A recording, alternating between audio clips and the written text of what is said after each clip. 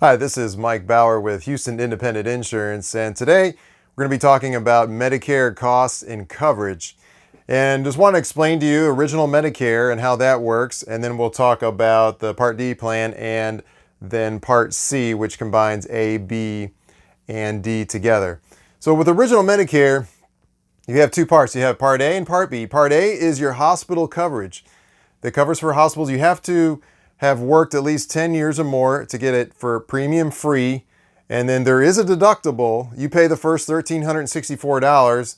And then after day 60, you have quite a large co-insurance of $341 a day. And then Part B is what covers doctors and outpatient hospitals and medical supplies and things like that. And the premium at this time of 2019 is $135.50. And if your income is above $85,000 as an individual or $170,000 as a married couple, you will pay more than that, and you can check more on that, what that would be. The co-insurance is 20%, and the deductible at this time is $185. Now, this is like living in a house without a roof because there is no out-of-pocket maximum. You can go on forever with 20%. Now, just imagine going on 20% with a $100,000 bill. That's $20,000. I don't know about you, but I don't have $20,000 to throw around. So that's why a lot of people will add on a Medicare supplement. So the supplement sits on top. It takes care of those costs, the 20%, and some of the hospital deductible and such, depending on what plan you get. And there are standardized plans that private carriers have to cover the same exact coverage. And of course, Medicare uses letters to make it more confusing. They use the alphabet soup. But in the Medicare supplement, the one I would recommend, or the two that I would recommend, are Plan N and Plan G at this time. And those are going to give you pretty good coverage, covering just about everything after original Medicare. But you need to have an independent advisor who represents several different carriers who can tell you which companies have the best rates, which companies have been well established, what companies over the long haul have shown that their rates do not increase that much. And that's where I can come in and advise you on that. So that's how a Medicare supplement works. Now, the positives and the advantages of having a supplement on top of original Medicare is that you'll have low out-of-pocket costs, especially with Plan N and G. Other plans, maybe not so much, but those two plans would be excellent. Then there's doctor choice. You can go to any doctor that accepts Medicare. So you have a lot of freedom with that. MD Anderson and Mayo Clinic accept this Medicare supplement, which they most of the time are not going to accept a Medicare Advantage. And then no prior authorizations to go to your doctor, where you will have in Medicare Advantage. And then traveling in the U.S. and outside, there is coverage because in the U.S. you can go to see any doctor that you want to that takes Medicare. And then when you go outside the U.S., there is a $50,000 coverage when you're traveling in foreign countries. And so that's how original Medicare works. Now, that's Part A and B. And so if you go with original Medicare with the Medicare supplement, you'll need to get Part D, which is D for, think of it as D for drugs. And so with this, you're going to have a premium. You're going to pay a premium as well.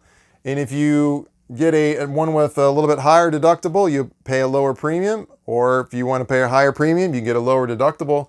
And then there's 4 stages that you'll go through in the cost of the Part D plan. So you're first going to have your deductible. If you have one, you'll have to pay the first amount and meet that. And then you go into the initial coverage, and this is where you get your stronger coverage. And then if you have drugs that cost a lot, and they're higher tier drugs and they cost a lot, and you start adding up the costs, you get to a certain level and you go into what's called the donut hole, or sometimes called the coverage gap, or vice versa. And this is where your costs can really go up high for a while, and you start paying more, and then it'll shrink back down where you get to catastrophic coverage and you'll pay a minimal amount. So that's how the Part D plan works. And then you have the option of going with Part C. Now, what is Part C? Part C is when you combine A and B and D most of the time into C. So think of C as combined. That's combining those together.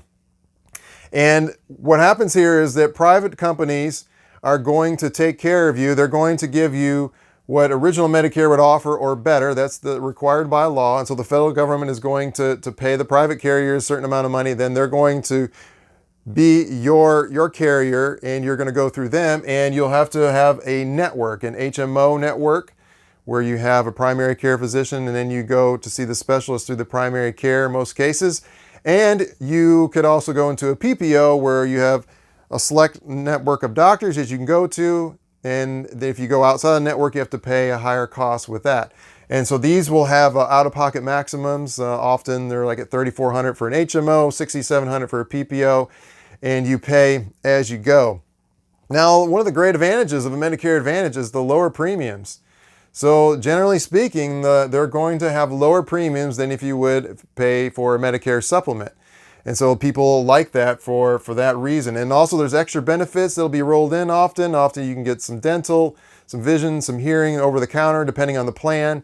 And so that's an advantage for Medicare Advantage. And then it also coordinates with Medicaid. So if you have Medicaid where you get aid to help you pay for your Medicare costs, it coordinates well with that. And so I would just compare it to driving a new car. If you want to drive a new car, you're going to pay that note every month. And so that's what you would do if you had a supplement. You pay that note every month, but you're not really going to have to worry about it breaking down afterward and paying a lot of costs, especially if you go with Plan N and Plan G.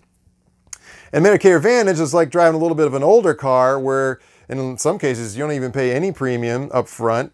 So you pay lower premiums up front, but then if things break down, then you'll have to pay higher costs later on.